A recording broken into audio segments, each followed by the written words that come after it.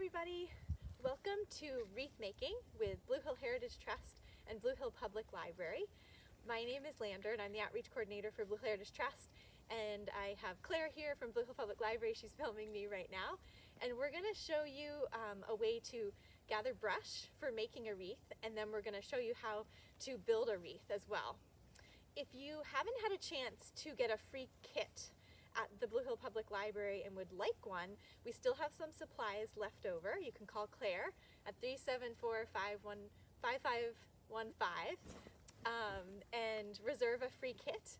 In those kits we'll have wreath rings, wire, some ribbon, a few natural decorative items for your wreath, and a beautiful winter poem that Claire selected. So I'm here next to this lovely balsam fir, and I'm at Surry Forest, and I should actually mention that if you need a place to go and gather greens, any of the Blue Hill Heritage Trust trails and properties are open, and you may collect greens for any personal consumption and making of your own wreaths. We just ask that it's not used for commercial purposes, but you can make your own wreath and make wreaths for your family and friends, and that's all wonderful. At Surry Forest we have so many different types of trees. There's white pine and there's cedar and balsam fir. Spruce isn't the best for wreaths because it's pretty prickly and the needles fall off pretty fast, but you can also use that if you like. Hemlock is a beautiful tree as well. So you can kind of select whatever brush you would like and whatever fits your purpose. Traditionally, people use the balsam fir as kind of the base, and then they'll add in some highlights of white pine or a little bit of cedar, something like that. And to tip, I'm not a professional tipper, but I can just show you what I do. I kind of come along and find a branch that has a nice shape and that I like, and I'll clip it at the base of that branch. And I try not to take too many branches from the same side of the tree, so that we can let it keep growing and filling in.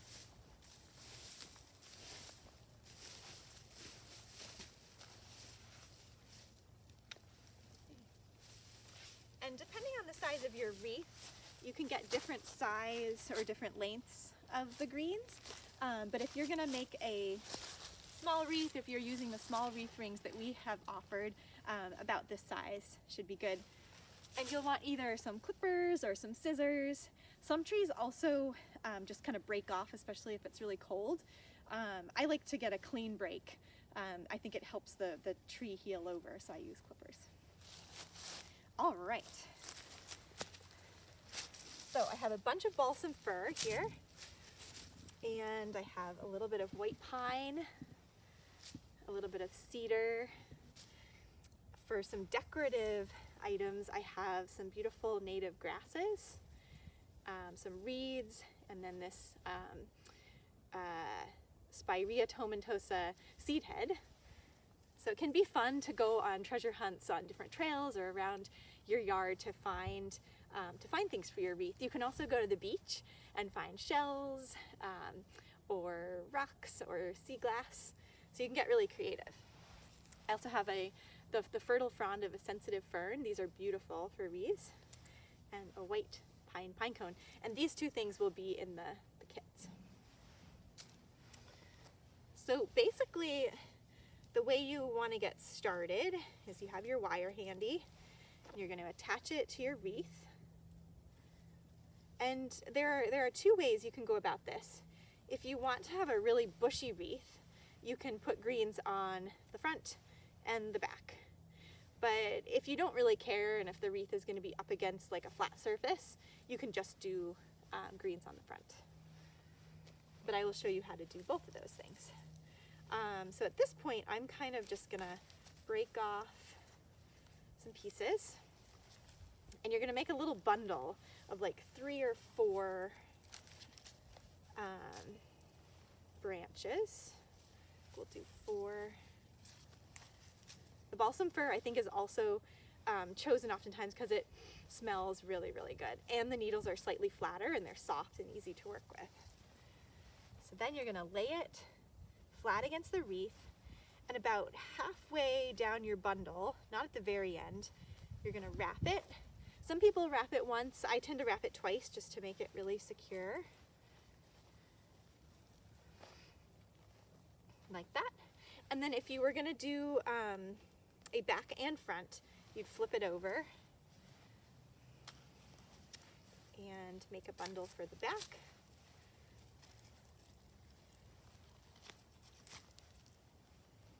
Oops, my wire's in the way. Let's see. Like that. And for this one, I might put in a little white pine highlight for the second bundle. Actually, no, not for the back. I would wait. This is the back. Wrap it around about twice, and then flip it over to the front. Now, at this point, I'll make another bundle for the front.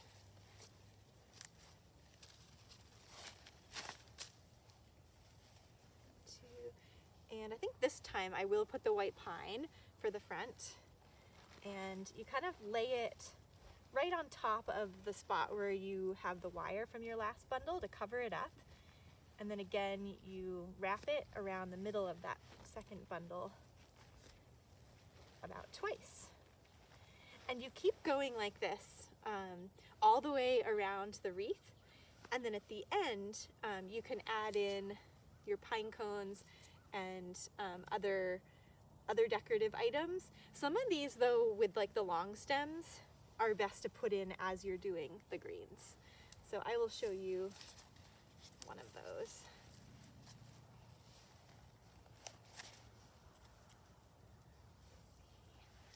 A little bit of cedar. And I'll do this. Lay this like that. Wrap it around. And then you just keep on going. And in the kits there'll be some ribbon that has a red side and a gold side, so you can kind of choose what you would like to use. This is a completed wreath with the small rings, as I was showing you before. This one is wrapped on both the front and the back, so it's super bushy. And then it just has a simple ribbon. And this one is just balsam fir, so you can go super simple and use just balsam fir and a ribbon if you want. And then at the end, you'll see here I put a hook, and I made this out of wire by just taking an extra small piece of wire and attaching it to some that had been bound in the brush. And you could also use anything else you have, like twine or string or even dental floss if you're like really pressed and don't have anything else. So I think that is all I'm going to show you for now. It takes a while to get around the wreath, but if you keep adding those small bundles of 3 or 4 different types of greens, before long you'll have a beautiful wreath. So have fun and give us a call if you have any questions, and feel free to send us photographs of you and your homemade wreath. We'd love to see them. Thank you. Hi everyone, I'm Claire, the Services Librarian of the Blue Hill Library, and I just wanted to say thank you for joining us for wreath making this month and this year. Of course, we wish we could all be together doing this at the library, but this is the next best thing. So hope you have fun. And just in case you didn't get a kit and you're making this with materials you have at home, I just wanted to include this is the winter poem that Landere mentioned. It's called Winter Trees, and each kit came with one of these little bookmarks that I made. And the poem is by William Carlos Williams, and I thought I would just read it to you in case you didn't get one. So it goes like this. All the complicated details of the attiring and the disattiring are completed. A liquid moon moves gently among the long branches. Thus, having prepared their buds against a sure winter, the wise trees stand sleeping in the cold.